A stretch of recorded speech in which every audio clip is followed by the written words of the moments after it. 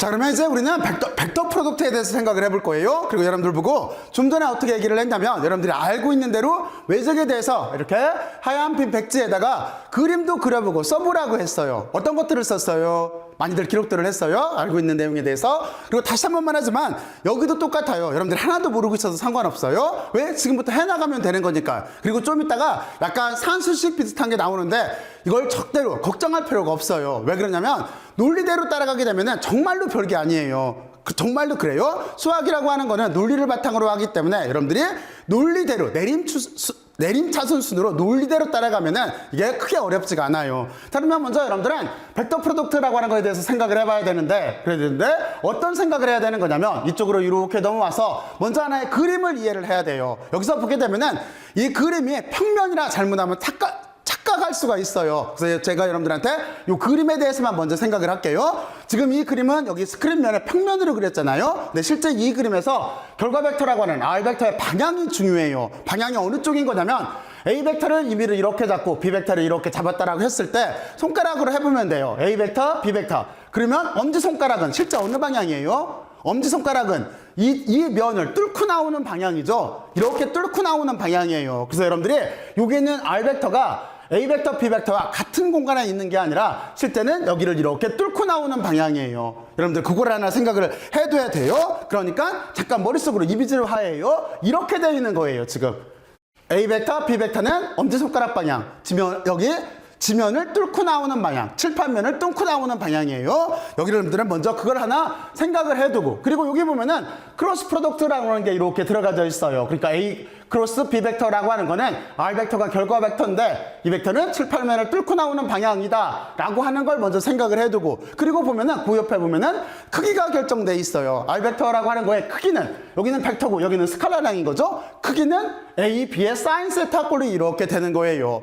그러면 여러분들이 이것도 직접 조개에다가 그려보면 돼요. 정사형을 그려보게 되면은 쉽게 이해를 할 수가 있어요. 일단은 여러분들은 여기에 있는 R 벡터처럼 보이는 얘는 일단은 없다고 봐요. 그리고 나서 A 벡터를 B 벡터 쪽으로 프로젝션을 시켜요. 그러면 빛을 비치게 되면은 틀림없이 이렇게 내려오게 되면은 요만큼 A 벡터에 대한 크기 벡터가 있겠죠? 그렇죠? 그리고 여기에서 이렇게 그렸을 때 이쪽이 직각이 될 수밖에 없어요. 그럼 어떻게 되겠어요? 직각이 되게 되면은, 요 크기가 아니라 요만큼 길이 벡터. 이 길이 벡터는 어떻게 되겠어요? A에, 어떻게 돼요?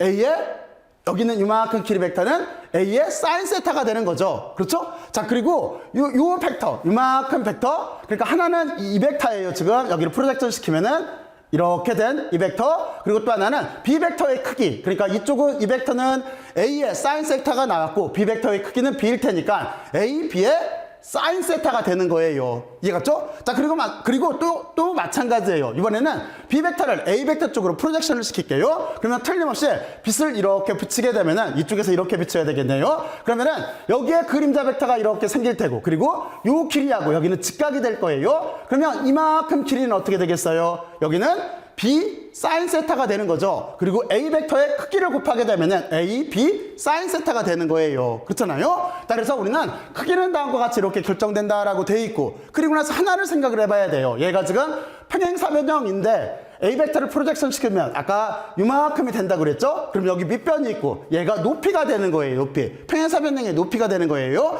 그러면 밑변의 길이에다가 평행사변의 높이를 곱하면 뭐가 나와요? 평행사변의 면적이 나오는 거죠. 그러니까 실제적으로 R 벡터의 크기라고 하는 거는 이거는 평행사변형의 면적이 되는 거예요. 여러분들은 이렇게 기하학적 의미에 대해서 먼저 한번 그림을 통해서 잘 이해를 하는 게 중요해요. 제가 여러분들한테 몇 번 얘기했지만 우리가 배우고 있는 이런 물리학, 그러니까 전자기학도 이제 물리학의 일종이에요. 또는 이제 공학에서도 전자기학을 이렇게 배우고, 하여튼 이런 자연과학이라고 하는 거는 시각화가 중요해요. 머릿속으로 시각화를 시켜서 이걸 이해하는 게 중요해요. 그러니까 꼭 그림으로서 표현해보고 직접 해봐야 돼요. 이걸 외우려고 하면 안 돼요. 외우려고 하지 말고 그림을 그려서 이게 무슨 뜻이구나, 이걸 깨우쳐야 되는 거예요. 자, 그러면 여러분들은 이렇게 이게 무슨 뜻이다라고 하는 걸 알았고, 그리고 만약에 여기를 크기로 쓰고 싶으면 어떻게 하면 될까요? 지금 이 크기인데 벡터를 쓰고 싶으면 어떻게 하면 될까요? 그럼 여기다 벡터를 이렇게 붙이면 이만큼은 크기니까 여기에다가 노말 방향으로 쓸게요. 단위 벡터를 그냥 n으로 쓸게요. 단위 벡터를 이렇게 붙여주면 돼요. 그냥 n하고 여기다 햇서로 모자를 씌워주면 돼요. 그러면 일반적으로 그냥 노말 방향의 단위 벡터구나 라고 인지를 해요. 그러면 벡터가 있고 크기가 있으니까 얘가 벡터로 바뀐 거죠. 바로 이런 식이 되는 거예요. 자, 그리고 나서 몇 가지 룰만 알아보죠. 여기서 어떤 게 제일 중요하냐면 여기에서 우리가 내적을 배울 때는 스칼라 프로덕트 배울 때는 A 벡터 도 B 벡터는 B 벡터 도 A 벡터하고 같았어요. 그죠? 서로 교환 법칙이 성립한다고 했어요. 근데 이렇게 크로스 프로덕트일 때도 여기에서도 과연 교환 법칙이 성립을 할까요? 먼저 이 생각을 해봐야 돼요. 여러분들 생각에는 성립할 것 같아요? 안 할 것 같아요? 성립을 안 해요. 왜 그러냐면 여러분들이 지금 봤을 때 A 벡터, B 벡터의 결과 벡터 방향은 A를 뚫고 나오는 거라고 했잖아요. 근데 순서를 바꿔서 B 벡터에다 A 벡터를 곱하게 되면은 뚫고 들어가는 방향이 돼요. 들어가는 방향이 되기 때문에 여러분들은 이렇게 됐을 때 그러니까 여기를 다시 한번 얘기하지만 같은 면이라고 생각하면 안 돼요. 그림을 어떻게 그릴 수 없어서 이렇게 그렸어요. 그러니까 A 벡터 곱하기 B 벡터는 칠판을 뚫고 나오는 방향. 그리고 B 크로스 A라고 하는 거는 칠판을 뚫고 들어가는 방향이에요. 그거를 입체적으로 그릴 수 없어서 그냥 이렇게 그렸어요. 그리고 제가 설명을 했으니까 여러분들이 잘 이해를 했을 거라고 생각을 해요. 그래서 조 결과에 의해서 두 개의 교환 법칙은 성립하지 않아요. 이거 명심해야 돼요. 크기는 같지만 방향이 반대로 나와요. 그거 명심해야 돼요. 요거. 자, 그리고 나서 또 하나 어떤 게 있는 거냐면 여러분들은 이렇게 분배 법칙 형태로 쓸 수가 있어요. 그럼 어떻게 하면 되겠어요? 두 개 곱하고 더하고 그리고 뒷거 곱하고 이렇게 쓸 수가 있겠죠. 크로스 프로덕트를 더한 값으로 다음과 같이 이렇게 쓸 수가 있어요. 이런 걸 우리가 분배 법칙이라고 해요.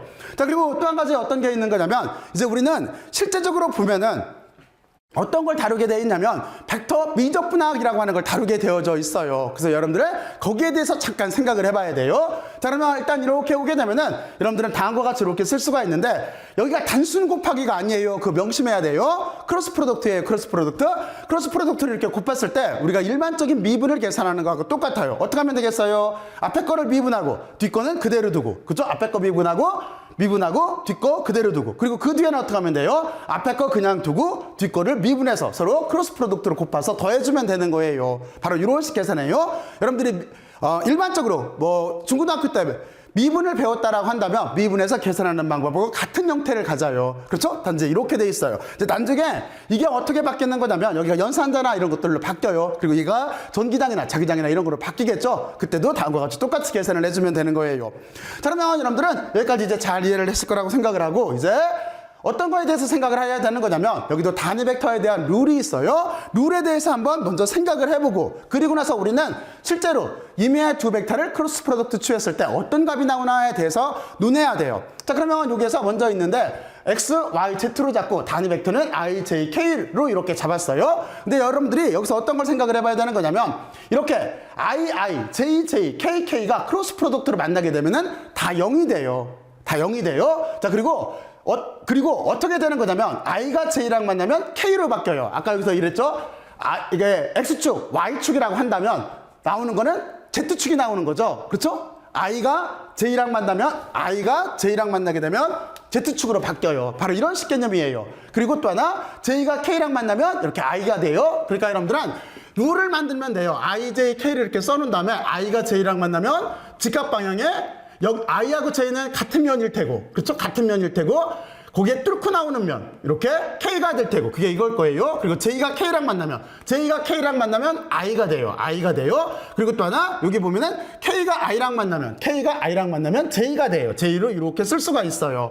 머릿속으로 이해할 수 있죠? 그러니까 여러분들 이런 문제를 풀 때는 어떻게 하면 되는 거냐면 I, J, K로 써놓고 I가 J가 만나면 K가 되는 거고 그리고 J가 K랑 만나면 I가 되는 거고 바로 이런 식으로 생각하면 돼요. 그리고 K가 I랑 만나면 J가 되는 거예요. 근데 지금 여기서 방향을 조심해야 돼요. 아까 여기서 교환법칙이 성립하지 않는다고 했죠? 반대로 곱하면 안 된다고 그랬죠? 어떻게 돼요? 크기는 같지만 방향이 반대가 된다고 했죠? 그러니까 마이너스 부처를 주면 돼요. 지금 다시 말해서 반시계 방향으로 돌 때는 우리가 플러스 기호가 나와요. 하지만 이걸 시계 방향으로 돌 때는 마이너스가 나오는 거예요. 그러니까 다시 말해서 I가 K랑 만나게 되면 여러분들이 여기서 I, J, K를 써놔요. 그러니까 I가 K랑 만나면 J가 나오는데 마이너스 J가 나와요. 이런 룰이에요. 그리고 또 하나 J가 여기 K가 J랑 만나면 I가 나오는데 지금 반시계 방향으로 돌고 있기 때문에 마이너스가 나와요. 그러니까 여러분들이 종이에다가 I, J, K를 써놓고 나서 반시계 방향은 플러스, 그리고 그 시계 방향은 마이너스, 이렇게 생각을 해두고 한 번만 그려보면은 여기에 값을 절대로 안 잊어먹어요. 물론 이거를 계산해도 돼요. 계산하려면 이제 좀 이따 나오겠지만 약간 조금 복잡해요. 자, 그러면 처음에 한번 복잡해 보여요. 자, 그러면 이렇게 돼 있다라고 하는 걸 여러분들은 인지를 하고, 자, 그리고 이제 다시 한번 여기까지 여러분들이 한번 논리를 만들어 보세요. 자, 지금부터 한번 해보세요. 여기, 그리고 제발 부탁인데 여기 그림 주의하고, A, B 벡터면 이렇게 면을 뚫고 나오는 방향이에요. 지금 이 벡터가 면을 뚫고 나오는 거. 여기는 이 벡터는 면을 뚫고 들어가는 방향이에요. 그래서 교환 법칙이 성립하지 않아요. 왜? 벡터 프로덕트니까 벡터는 크기와 방향이 있어야 되잖아요. 그죠? 스칼라 프로덕트 때는 크기만 있어도 되니까 방향이 없으니까 크기만 같으면 되는 거잖아요. 하지만 여기는 크기와 방향이 있어야 돼서 방향이 다르면 다른 벡터가 되는 거예요. 자, 그러면 여러분들이 여기까지 잘 이해를 했을 거라고 생각을 하고, 자, 이제 우리가 다음과 같이 임의의 두 벡터를 정했어요. 두 개의 임의의 벡터를 정하고 이 값을 구하고 싶은 거예요. 어떻게 하면 될까요? 무조건 다 쓰면 되겠죠. 다 쓰면 어떻게 되는 거냐면 다음과 같이 될 거예요. A 크로스 B를 쓰라고 했으니까, 그러니까 A 벡터 전체 쓰고, 여기 크로스 프로덕트가 있으니까 크로스 프로덕트 쓰고, 그리고 B 벡터가 있으니까 B 벡터를 다 써주면 될 거예요. 그 뒤에 어떻게 하면 돼요? 우리가 대수에서 구하듯이 그냥 곱하면 돼요. 요 항을 가지고 전체를 하나, 둘, 세 개 전체를 곱하면 돼요. 그게 여기 표기예요. 자, 그리고 요 항을 가지고 여기 있는 값 전체를 곱하면 돼요. 그게 여기 표기예요. 그리고 여기 있는 요 항을 가지고 여기 세 개 값을 전체를 다 곱해주면 돼요. 그러니까 항은 하나, 둘, 세 개가 나오고 곱해야 될 값은 하나의 항당 3번씩이니까 총 9번을 수행을 해야 돼요. 그렇죠? 이렇게 이해갔죠? 자, 그런데 여러분들은 먼저 여기에서 첫 번째 항을 한번 계산을 해볼게요. 첫 번째 항. 그러면 첫 번째 항을 계산을 하게 되면은 다음과 같이 될 거예요. 이렇게 첫 번째 항, 요만큼 부분을 따다 쓴 거예요. 그러면 여기에서 이렇게 곱하고 이렇게 곱하고 이렇게 곱해야 돼요. 그때마다 단위 벡터가 크로스 프로덕트로 만나게 되어져 있어요. 그죠? 구조는 이해갔죠? 여기는 스칼라 값이니까 그냥 A, B 써주면 되는 거고, 그리고 얘하고 얘는 단위 벡터니까 크로스 프로덕트로 이렇게 연결시켜주면 돼요. 그리고 나서 조금 아까 했던 룰 생각나요? I가 I로 같은 방향으로 만나면 어떻게 돼요? 0인 거죠. 그리고 I가 J랑 만나면 돼요. 아까 쓰라고 했던 대로 I, J, K 써놓고 나면은 이렇게 I가 J랑 만나면 K가 되는 거죠. 하지만 방향이 반시계 방향으로 돌고 있으니까 플러스 값인 거죠. 얘는 플러스가 돼요. 자, 그리고 I가 K랑 만나면 어떻게 돼요? 그러면 I가 여기 I, J, K에서 I가 K랑 만나요. 그러면 J가 나오는데 어떻게 되는 거예요? 시계 방향으로 돌고 있죠. 그러니까 마이너스를 붙여줘야 돼요. 이렇게 계산해서 여기는 0일 테고 나머지 두 값을 쓰게 되면은 다음과 같이 이렇게 쓸 수가 있어요. 이게 첫 번째 항을 계산한 거예요. 그럼 나머지 어떻게 하면 되겠어요? 두 번째 항, 세 번째 항도 똑같은 룰에 의해서 계산하면 되겠죠. 자, 그러면 여러분들이 한번 지금부터 계산을 해봐요. 그리고 그 결과값 자체가 여기에서 보여주듯이 이렇게 두 번째 항, 세 번째 항이 나오는지 지금부터 한번 해보세요. 해봤어요? 저렇게 나와요? 자, 그러면 여러분들은 이렇게 나온다라고, 똑같은 방법이에요. 그러니까 이렇게 나온다라고 하는 거 이해를 했어요. 자, 그러면 어떻게 하면 되겠어요? 이제 첫째 항, 둘째 항, 셋째 항을 다 더해주면 되겠죠. 그렇죠? 더할 때 어떻게 더해주면 되는 거냐면 I는 I끼리, J는 J끼리, K는 K끼리 찾아내서 더하면 될 거예요. 그러면 그 결과값 자체는 어떤 형태로 나오냐면은, 아이고 지웠네. 그 결과값 자체는 다음과 같이 이렇게 나와요. 여기서 I항, J항, K항으로 묶어주게 되면은, 그렇죠? 상당히 조금 어려운 게 아니라 조금 귀찮고 복잡한 거죠. 바로 이런 식으로 계산을 이렇게 해야 돼요. 그런데 제가 여기에다가 이거를 계산 방법 첫 번째 거라고 써놨어요. 무슨 얘기냐면 이렇게 우리가 알고 있는 대수적으로 계산을 해도 되는데 실제 이거를 좀 더 간단하게 계산할 수가 있어요. 어떻게 할 수가 있냐면 행렬소거법이라고 하는 걸 써서 좀 더 간단하게 계산할 수가 있어요. 자, 그래서 두 번째 방법에 대해서 알아볼게요. 실제 계산을 할 때는 이렇게 계산을 하는 것보다는 행렬소거법을 쓰는 게 훨씬 더 유리해요. 그래서 먼저 행렬소거법이라고 여기 제목이 있어요. 자, 그러면 여러분들이 먼저 머릿속으로 상상들을 해보세요. 행렬소거법 도대체 어떻게 하는 걸까요? 그렇죠? 어쨌든지 간에 행렬 형태로 쓰겠죠. 매트릭스라고 하는 행렬 형태로 쓰고 소거가 있으니까 뭔가를 소거하겠죠. 소거를 하면서 그 결과값을 얻겠죠. 이런 형태일 거예요. 그래서 여기는 결과를 그냥 한 번에 보여줄게요. 결과를 한 번에 보여주면은 다음과 같이 쓰면 돼요. 룰인데 어떻게 하면 되는 거냐면 A 크로스 B로 이렇게 연결이 돼 있다라고 한다면 제일 위에 행에다가는 뭘 쓰는 거냐면 단위 벡터를 써주는 거예요. I, J, K라고 하는 단위 벡터를 써줘요. 그리고 두 번째 행에다가는 어떤 걸 써주는 거냐면 A 벡터의 크기를 써주는 거예요. 그리고 세 번째 행에다가는 B 벡터의 크기를 써주면 되는 거예요. 그러면 이렇게 3x3이 행렬이 나왔어요. 그렇죠? 자, 그런데 여기서 문제가 있어요. 3x3 행렬 어떻게 계산해야 될까요? 하는 문제가 있어요. 그러면 이거를 우리가 소거를 시켜서 2x2로 바꿔주면 돼요. 여러분들은 만약에 A, B, C, D가 있는 2x2 행렬이 있다라고 한다면 이 값은 A하고 D를 곱하고 그리고 B하고 C를 곱해서 빼주면 되는 거예요. 그쵸? 이건 알고 있잖아요. 똑같아요. 그러니까 이걸 어떻게 하면 되는 거냐면 만약에 I 쪽을 값을 구하고 싶다라고 한다면 I를 중심으로 지워요. 이렇게 지워요. 그리고 I를 써주고 이렇게 지우면은 이만큼 값만 있을 거예요. 그 값을 내렸어요. 간단하죠? 그리고 만약에 J 쪽 항을 구하고 싶다면 J를 중심으로 이렇게 지워요. 그리고 남는 값 하나 둘 셋 넷 그 값을 써주는 거예요. 그리고 K 쪽 항을 구하고 싶다라고 한다면 K 쪽 이렇게 단위 벡터를 중심으로 이렇게 지워요. 그리고 하나 둘 셋 넷 값을 써주면 되는 거예요. 하나 둘 셋 넷. 그러면 어떤 형태가 됐어요? 다 2x2로 바뀌었죠? 그러면 어떻게 하면 돼요? 이렇게 곱해서 빼주면 돼요. 곱해서 빼주면 돼요. 곱해서 빼주면 돼요. 그렇게 정리를 한 게 다음과 같이 이렇게 나와요. 이 결과값이 여러분들이 앞에서 대수적으로 계산했던 거하고 똑같아요. 그렇죠? 다시 정리를 하면 이거예요. 어떻게 계산하면 되는 거냐면 제일 위에다가 단위 벡터를 써줘요. 그리고 두 번째 행에다가는 A 벡터의 크기, 그리고 세 번째 행에다가는 B 벡터의 크기를 써줘요. 그리고 나서 단위 벡터를 중심으로 지우면 돼요. 이렇게 지워서 이만큼 값을 써주고, 그리고 또 하나 J는 이렇게 지워서 나머지 값들을 써주고, K도 똑같아요. 이렇게 한 다음에 곱하고 빼주면 되는 거예요. 곱하고 곱해서 빼주면 되는 거예요. 바로 이런 식 룰이에요. 그럼 여러분들은 한 가지가 이상할 거예요. 그런데 왜 두 번째 항 구할 때 여기가 마이너스예요? 라고 하고 여러분들 직관적으로 지금 보였을 거예요. 이렇게 된 이유는 뭐냐면 이거를 우리가 여인수라고 해요. 여인수라고 해서 부호교약이 있어요. 그래서 보면은 I, J, K를 중심으로 보게 되면은 위치 정보가 여기는 1, 1일 테고 여기는 1, 2일 테고 여기는 1, 3일 거예요. 만약에 그 아래쪽으로 내려가면 여기는 2, 1일 테고 2, 2일 테고 2, 3일 거예요. 이런 식으로 위치 정보가 있어요. 여기는 3, 1, 3, 2, 3, 3일 거예요. 그랬을 때 부호는 어떻게 결정이 되냐면 이거는 결과만 얘기할게요. 어떻게 결정이 되냐면 마이너스 1 한 다음에 가로를 해요. 그리고 나서 여기 위치 정보를 그러니까 여기가 1, 1이니까 그렇죠? 그러니까 여기에다가 1 플러스 1을 해주는 거예요. 실제는 어떤 꼴이냐면 마이너스 1의 가로하고 해서 I 플러스 J 꼴이에요. 근데 여기서 말하는 I, J는 단위 벡터가 아니에요. 그러니까 항이 1, 1이면 I가 1이고 J도 1인 거예요. 그러면 어떻게 되겠어요? 1 플러스 1이면 짝수죠. 짝수. 근데 마이너스 1에 짝수승이면 어떻게 돼요? 플러스가 나오는 거죠. 근데 여러분들이 여기를 해보면 어떻게 되는 거냐면 여기는 마이너스 1에 가로 한 다음에 여기는 1, 2예요. 1, 2는 홀수죠. 그러니까 마이너스가 나와요. 마이너스 1에 3승을 하면 마이너스가 나와요. 그럼 여기는 어떻게 될까요? 여기는 마이너스 1에 여기는 1, 3이죠. 더하면 4죠. 짝수죠? 그러니까 여기가 플러스가 나오는 거예요. 4승이니까. 바로 이런 식으로 해서 여기 부호를 결정하면 돼요. 자, 그러면 여러분들은 여기까지 이렇게 계산한다라고 하는 거를 편할 대로 여러분들이 하면 돼요.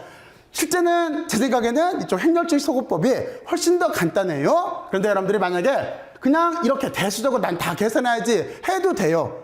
계산 속도가 엄청나게 빠르거나 실수할 확률이 없다라고 한다면 그러니까 여러분들은 두 가지 방법을 다 해보고 나서 여러분들이 여기에다가 숫자를 넣어요. 숫자를 넣어서 두 가지 방법으로 다 한번 계산을 한번 해봐봐요. 그러면은 여러분들 나름대로 이게 더 편하네 또는 이게 더 훨씬 더 단순하네 하는 걸 느낄 수가 있을 거예요. 그렇게 계산을 하면 돼요. 자, 그러면 이쪽으로 다시 이렇게 넘어와서 행렬소거법이라고 하는 걸 다시 한번 보여줄 테니까 여러분들이 어떻게 한다라고 하는 거를 지금부터 잘 머릿속으로 넣어둬요. 그리고 한 가지 조심할 게 있어요. 만약에 여기 값을 두 개를 바꿔 쓰게 되면은 어떻게 되겠어요? 두 값을 바꿔 쓰게 되면 위쪽에다가 A 크로스 B를 계산하라고 했는데 그런데 여기에다가 B의 크기를 쓰고 여기다 A의 크기를 써서 두 값을 바꿔 넣으면은 그러면 크기는 똑같은데 부호가 반대로 나와요. 아까 뭐라고 그랬어요? 교환법칙이 성립하지 않는다고 그랬죠? 그걸 명심해야 돼요. 그러니까 순서대로 써야 돼요. 순서대로. 자, 그러면 여러분들은 여기까지 도대체 어떻게 계산된다 하는 거를 지금부터 한번 쭉 한번 따라와 보세요.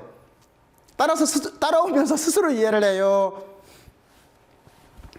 이해드렸어요? 자, 그러면 여기서 한 가지를 더 보고 넘어가야 돼요. 어떤 걸 보고 넘어가야 되는 거냐면 이제